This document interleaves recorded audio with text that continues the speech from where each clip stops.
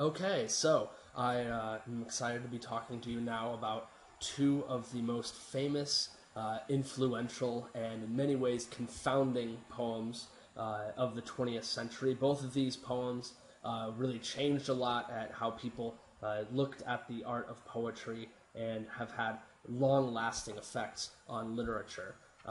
The first of them is Love Song of J. Alfred Prufrock by T.S. Eliot, a famous critic and poet. This poem is the longest one that we've had to read, and it's about all sorts of stuff. It's one of the primary tenets of modernism, and when this poem came out, it shocked and appalled people because before it was written, uh, there was a lot of romantic poetry, Victorian poetry. It was all sort of very staid and buckled down.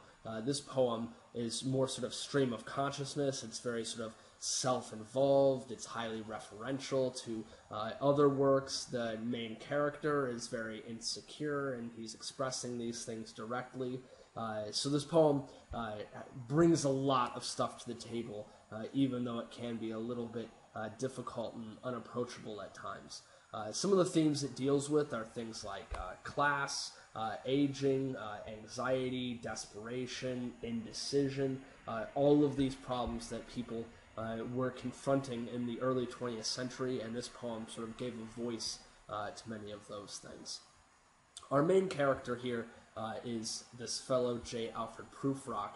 He goes to this party of sorts, and he desperately wants the company of a woman, but he's filled with all sorts of doubt and anxiety. He complains a lot about being old.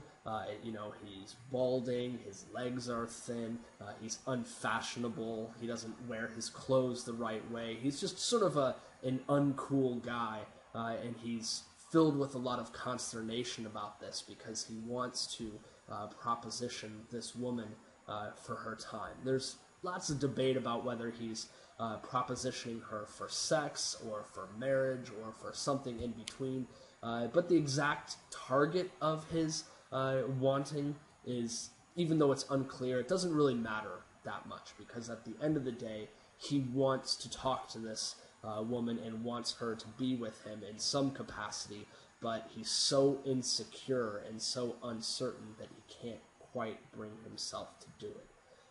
How class plays a role is that the women at this party, he walks through this sort of area that's not really very reputable, certain half-deserted streets, the muttering retreats of restless nights and one-night cheap hotels, and then he goes to this place where the women are speaking of Michelangelo. It's very sort of higher class. It potentially has implications not just for class, but also for arrogance, for elitism, for pretense even. In our character, he feels himself incapable of living up to these sort of higher class standards. So he's a little out of place. So this whole entire thing, he's going through, he's worried, he's trying to talk, he wants to talk to these people, but he can't quite do it. Even he says around line 90, he's referring to this idea of would it have been more worthwhile to have bitten off the matter with a smile, to have squeezed the universe into a ball, to roll it towards some overwhelming question, to say, I am Lazarus, come from the dead, come back to tell you all, I shall tell you all. If one settling a pillow by her head should say, that is not what I meant at all, that is not it at all. So he's sort of in this classic circumstance where he wants to ask this lady out, but he's afraid that maybe if he does so, he will have ruined everything, because he has sort of the benefit now of not knowing whether she likes him or doesn't like him, but as soon as he propositions her, he's going to have the answer, and the answer might not necessarily be what he wants to hear. So instead, he just sort of wusses out. He doesn't want to come out and just sort of say it. So like I mentioned, this poem does have a lot to do with dissatisfaction. The idea that this character came to this point in life, he's getting older, He feels alone in the world. He feels uncertain. He feels insecure, and he can't really sort of break himself out of this problem. So it ends up leading to the end of the poem where it says, "I have heard the mermaids singing each to each. I do not think they will sing to me." You know, where he feels existentially alone in the world. And it ends with this whole entire idea of "till human voices wake us and we drown." So there's definitely a desperation, a sadness to the end of this work, and that's problematic. So for T.S. Eliot, he had a long-lasting career. His most famous poem is actually called "The Wasteland," which is a 5-part sort of magnum opus. It's a very complicated piece of work. And then after that, he wrote this other piece called 4 Quartets. It's a very complex philosophical and spiritual piece. He's a very influential writer, and they say that this particular poem, The Love Song of J. Alfred Prufrock, is what really sort of got his career started. Crazily enough, though, and it's almost unbelievable considering how this poem has to do with aging, Eliot began this Prufrock poem when he was only 22 years old. So, either he sort of had some insight into the future, or it was kind of a sad ruse. But either way, the poem has lasted. And it provides sort of an interesting juxtaposition against the other poem that we're going to be talking about in this lecture, which is The Red Wheelbarrow by William Carlos Williams, which is a very tiny piece. The entirety of it being "so much depends upon a red wheelbarrow glazed with rainwater beside the white chickens."